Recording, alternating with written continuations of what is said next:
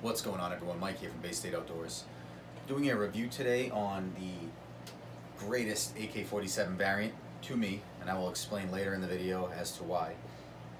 The Norinco MAC-90. This firearm is made in China. I know a lot of you are going to be thinking, how could this be that good? Well, I think this firearm surprised everybody. This firearm came into the country from 1990 to 1994.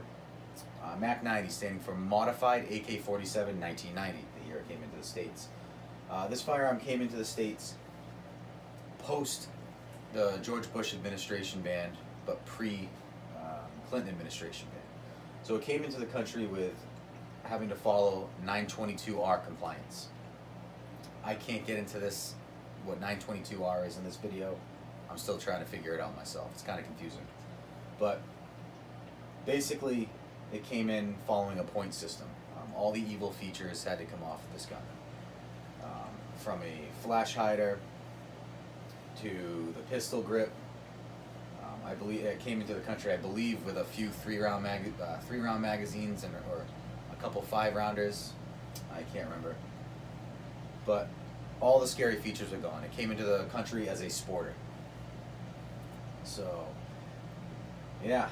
This is what it looks like now. Traditionally, it would have come in with a wooden thumb hole stock. Not very attractive looking, but some people don't care.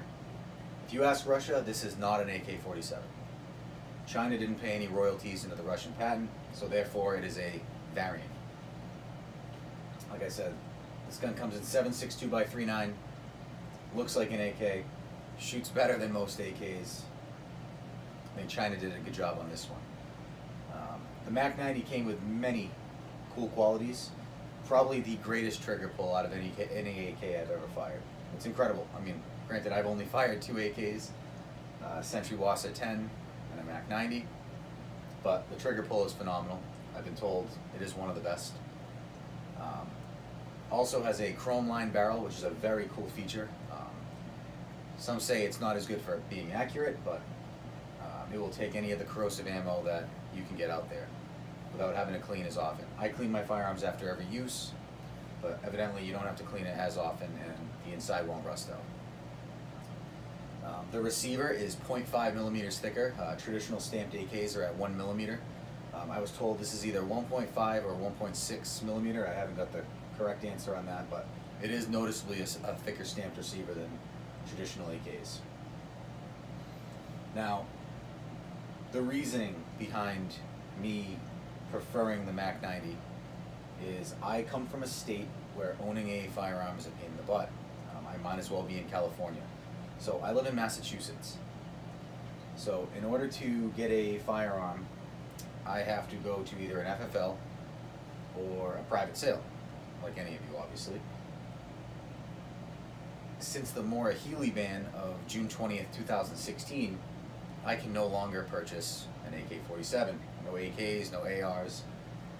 So, kind of makes buying one tough. I cannot go through an FFL unless it is pre-1994. Or else I have to do a private sale and pay a lot more money from somebody with a $500 AK that now wants $2,500. And it's just easy to get ripped off. So, after doing a lot of Google research, I came down with the MAC-90. I will be doing a closer breakdown and showing the firearm a little closer. I have previously put out a video of the breakdown, so again, if you had already watched that, I apologize. But yeah, it's the MAC-90, everybody. It's fantastic. Now let's get on to the closer view.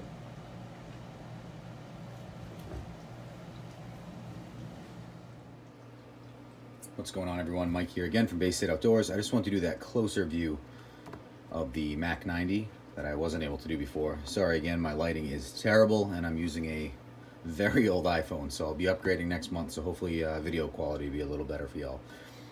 But nothing in the magazine, nothing in the chamber. Yeah, I just want to show the finish. A lot of AK-47s are Parkerized. This actually has a really nice blued finish. One thing I wanted to mention that I wasn't really able to explain in the last segment of this video. The Norinco Mac 90 came in two different cuts in the rear of the receiver, a straight cut and a slant cut. Now, because I have this Dragunov style buttstock on it, I'm not able to show you, but this is a straight cut receiver, meaning it pretty much goes down like this, not at an awkward angle. There are adapters to fit traditional style furniture, but if you have a slant cut receiver, you have to go through and get an adapter to fit. And also, due to the thickness of the Mac 90 receiver, it is very difficult to find anything to fit. So you have to get pretty good with a Dremel or some sort of a file to get other stuff to fit. This right here, I replaced myself. I had an ATI front fore end on it. That is a Choate Industries forearm. It was nice because the ATI actually required me to take off the top cover itself with 2 screws in order to get the gas block out. That was kind of a pain in the butt. And this is actually the ATI Dragunov style stock. I personally love it. I don't really feel the need to have to change it. I would love it to look more like a traditional AK with all wooden furniture or something, don't get me wrong, but for right now, it's what I got and it's awesome. Also want to point out something different from the Mac 90s is the front sight is fully hooded. Traditionally, they are cut off at the top, but I don't know, I get a very clear sight picture. I have absolutely no issues with that. But yeah, guys, this is the Mac 90. Like I said, I do have another video doing a breakdown.